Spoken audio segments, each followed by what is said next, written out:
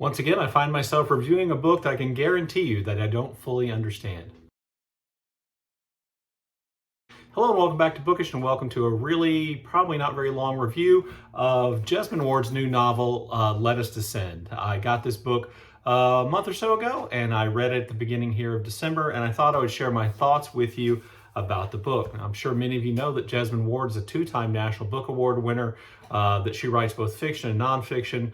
In November, for Nonfiction November, I read her nonfiction account, kind of memoir of the deaths of 5 men in her life called Men We Reaped, which was just moving and powerful and excellent about, modern issues affecting Black men in the United States of America, and explaining or looking into why, or perhaps, wondering why these deaths seem to be so much more common among Black men in the United States of America. I've read her novels Sing Unburied Sing and Salvage the Bones, both of which I thought were excellent. So I was really looking forward to her new novel. One of the things I think is kind of important to know, I think to fully appreciate perhaps Let Us Descend, is that Jesmyn Ward's life is been plagued by grief, not just the 5 men, one of whom was her brother, who died, and who she discussed and talks about her reaction and their deaths in Men We Reaped, but also someone really significant in her life died, I believe, while she was writing this book or just before she began writing this book. And this book really is deeply involved or deeply explores issues of grief and how we deal with grief and how we move past it. Now, the title of the book, Let Us Descend, comes from a line from Dante's Inferno, in which Virgil is leading Dante, or the poet, into hell and says the line, "Let us descend." And that idea of a descent into hell is an apt description of the experience of reading Let Us Descend, because we descend into the hell of slavery. Now, the book is not, following, as far as I can tell, Dante's journey through hell in any kind of specific referential way. It's just that kind of opening line. But we do see, I think all of the hellish issues involved in slavery in the United States of America in, the 19th century, which didn't come to an end until the Civil War brought slavery to an end in the United States. So we find here, you will find here in reading this, a discussion of all the things that probably lots of us are aware of that went along with slavery. The capture of people in Africa and their forced enslavement and loading on ships. Sometimes that capture and the money exchange went to other people of Africa.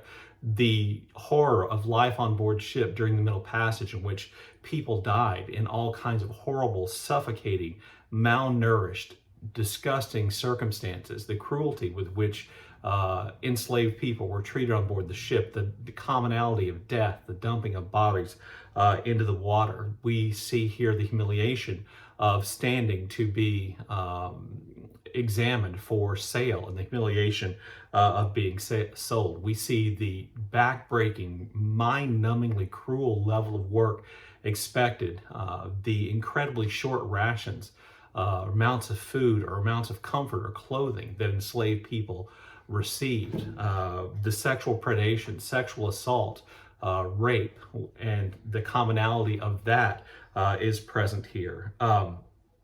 We see the practice of selling people as punishment, either selling them directly or selling their loved ones as a way of punishing them, happening here.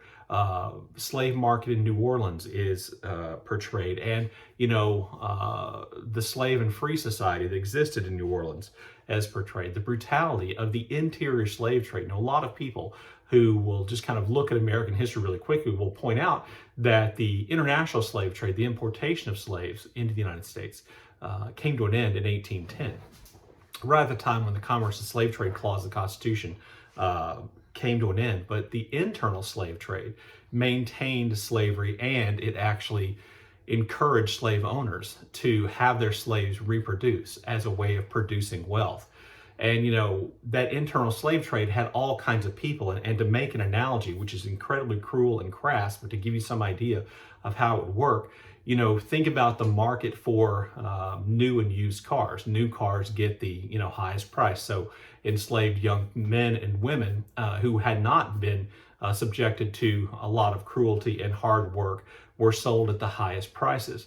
Older slaves, the used cars, sold at lower prices. And then there are also enslaved people who were sold at an incredible discount because their owners had decided they were either beyond any real use, or those enslaved people caused them so much trouble that they didn't think it was worth keeping them.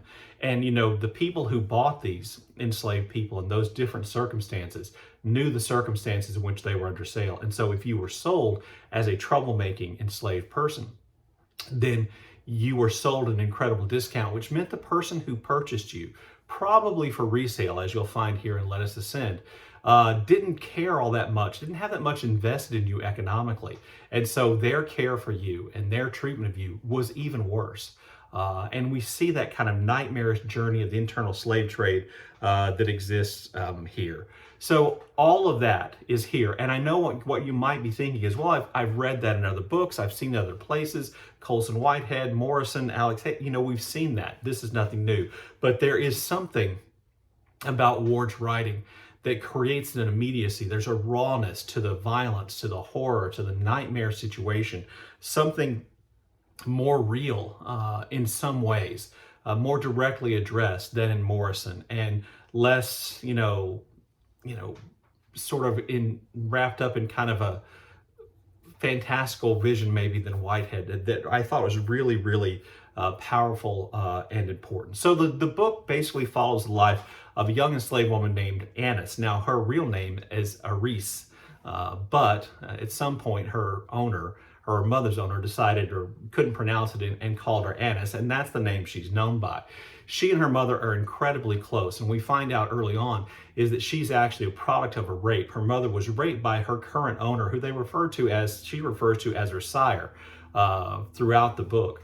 And because her mother has been the victim of this sexual violence at the hands of their owner, she's very, very protective of Annis. And she takes her out to the woods almost on a nightly basis and teaches her how to fight. And this is the way in which she connects with the spirit, the history of her ancestors, which included her grandmother, who her mother tells us was a renowned fighter and hunter in Africa and survived the Middle Passage. And so we get this Annis grows up with this kind of mythical idea about her ancestor, her grandmother, and this incredible attachment to her mother.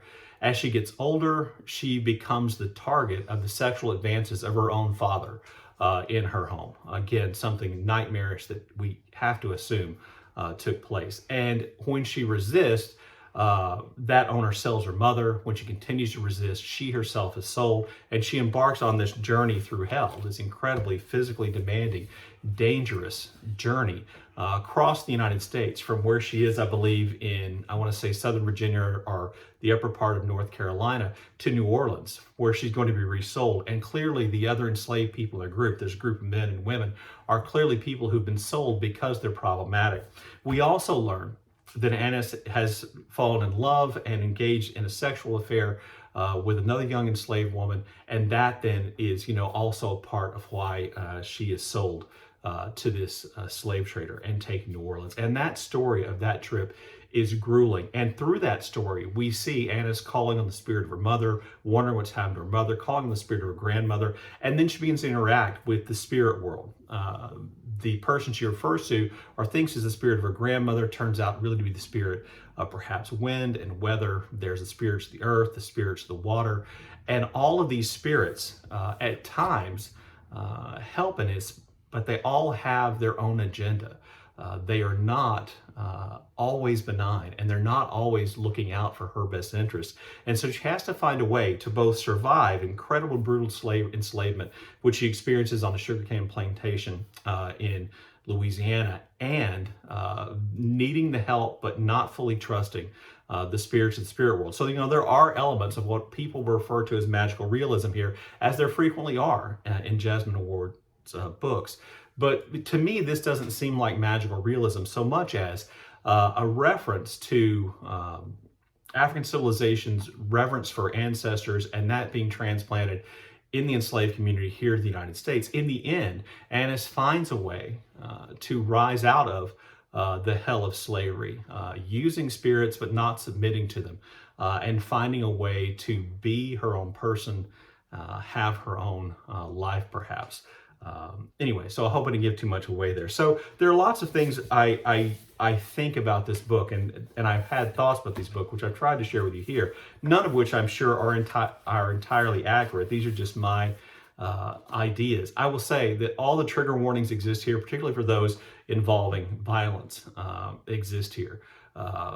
There are some incredibly graphic depictions of what enslaved people actually went through in this book. And because of that, and because of, I think, somewhat of the ambiguity that you may pick up on, or parts that you may not quite get, or I didn't get, between the interaction of Annis and the spirit world, I'm not sure that this book will ever be Jesmyn Ward's most popular book among readers, but I think it just might be her most important book. Anyway, there you go. There is my review of Let Us Ascend by Jesmyn Ward. Look forward to your thoughts, particularly if you've read this book, in the comment section below. And as always, thank you for watching.